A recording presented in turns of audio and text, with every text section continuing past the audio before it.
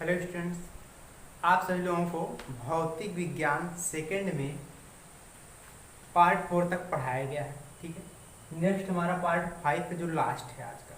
ठीक, इसमें हमको बताना है कि रेखीय आवर्धन होता क्या है। रेखीय आवर्धन की परिभाषा जानते हैं। इसके पहले रेखीय आवर्धन आप लोग दर्पण के बारे में पढ़े हैं, लेकिन यहाँ पर हम लोग रेखीय आवर्धन लेंस के बारे में अध्ययन करने जा रहे हैं। ठीक है, चलिए देखिए। तो रेखीय आवर्धन ज्ञात करने के लिए हम यहाँ पर इसका निगमन करने जा रहे हैं। चाहे उत्तल हो चाहे अवतल हो, तो हम उत्तल लेंस ले रहे हैं। तो मान लीजिए एक उत्तल लेंस है, यल है, बीचों बीच में जो किरण जाती है उसको बोलते हैं मुख्य अक्ष बोलते हैं। यहाँ पर आपका एक प्रकाशिक केंद्र होता है, सी होता है। ठीक है, मान लीजिए कि लेंस के मुख्य अक्ष पर स्थित एक वस्तु क्या है, ए बी, जिससे चलने वाली प्रकाशिक किरणें अपवर्तन के पश्चात किसी बिंदु से होकर जाती हैं। ठीक है, तथा उसी, ध्यान देखिए, पहले फिगर एक बार फिर समझिए। लेंस के मुख्य अक्ष पर स्थित एक वस्तु ए बी है, से चलने वाली प्रकाशिक किरणें अपवर्तन के पश्चात किसी बिंदु से जाती हैं, और एक किरण प्रकाशिक केंद्र से भी जाती है। एक किरण प्रकाशिक केंद्र से भी जाती है, लेकिन हम यहाँ पर फिगर थोड़ा गलत हो गया है। तो जो एक किरण थी यहाँ से, और एक किरण प्रकाशिक केंद्र से जाती है, जहाँ दोनों पर काटती हैं वहीं पर आपका प्रतिबिंब बनता है। एक बार फिर समझने का प्रयास कीजिएगा। वस्तु ए बी से चलने वाली प्रकाशिक किरणें अपवर्तन के पश्चात द्वितीय फोकस से होकर जाती हैं, और एक किरण कहाँ से जाती है, प्रकाशिक केंद्र से जाती है, जहां पर दोनों एक दूसरे को काटते हैं वहीं पर आपका प्रतिबिंब बनता है। यह बी है तो यह बी डैश, नीचे क्या बनेगा, ए डैश बनेगा। यहाँ तक समझ में आया। यहाँ पर F2, यहाँ पर F1 होता है, आपको पता ही है। चलिए इसमें नाम दे दिया जाए। मान लीजिए वस्तु ए बी है, वस्तु की लंबाई को हमने O से डिनोट कर दिया, प्रतिबिंब की लंबाई को हमने I से डिनोट कर दिया। ठीक है ना। वस्तु से लेंस की दूरी हमने क्या मान लिया, U, और लेंस से प्रतिबिंब की दूरी क्या मान लिया, हमने V मान लिया। आप लोग परिभाषा कैसे लिखेंगे, परिभाषा हम लिख देते हैं, देख लीजिए। तो आप लोग इसके बारे में देख लीजिए, उत्पत्ति क्या है।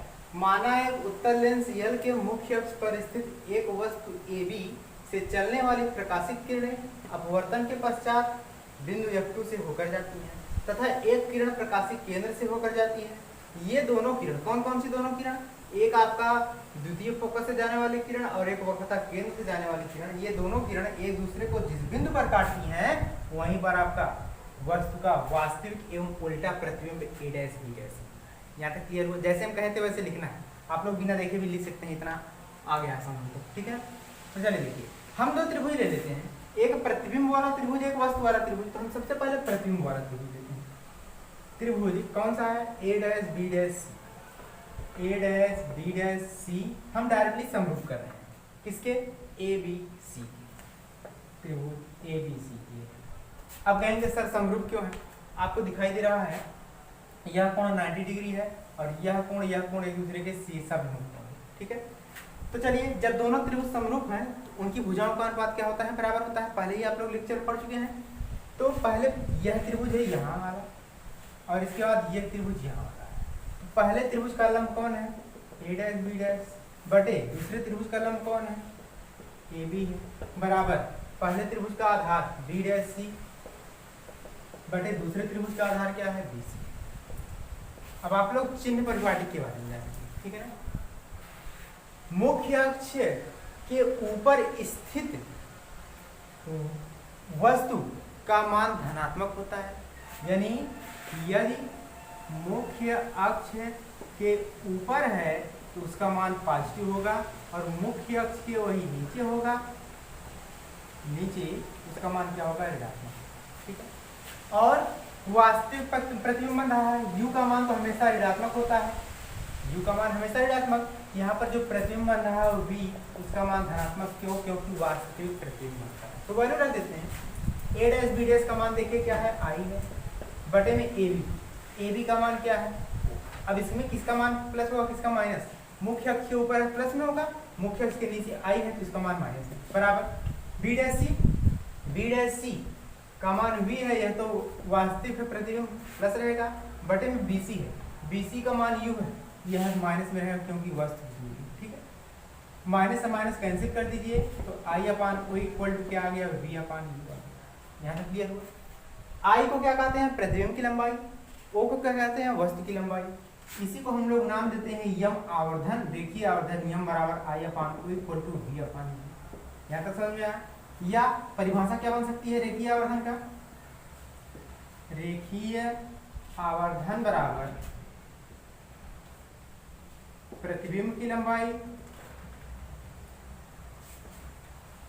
बटे वस्तु की लंबाई। ठीक है, परिभाषा आप लोग लिखेंगे, कैसे लिखेंगे? रेखीय आवर्धन किसे कहते हैं? किसी वस्तु के या किसी लेंस के प्रतिबिंब की लंबाई और वस्तु की लंबाई के अनुपात को रेखीय आवर्धन कहते हैं। इसे यम से प्रदर्शित करते हैं। आप लोग ये मत कहिएगा कि सर परिभाषा लिखिए, नहीं, आप लोग सुनिए, इसी में से परिभाषा बनाएंगे। प्रतिबिंब की लंबाई और वस्तु की लंबाई के अनुपात को रेखीय आवर्धन कहते हैं। कंप्लीट हुआ? यहाँ तक लिख लेंगे। चलिए, एक टॉपिक आपका और बचा है, आपका है लेंस की क्षमता। लेंस की क्षमता को P से डिनोट करते हैं, P बराबर 1/f। फोकस दूरी के व्युत्क्रम को लेंस की क्षमता कहते हैं। क्या होगा? फोकस दूरी के व्युत्क्रम को लेंस की क्षमता कहते हैं। इसे P से प्रदर्शित करते हैं। ठीक है, इसका मात्रक क्या होता है? इसका मात्रक डायोप्टर होता है।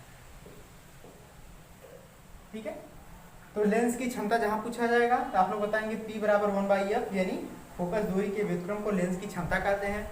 यदि लेंस की क्षमता का योगफल दिया जाए तो P बराबर P1 plus P2 plus P3 plus dot dot dot ऐसे आता चला जाएगा।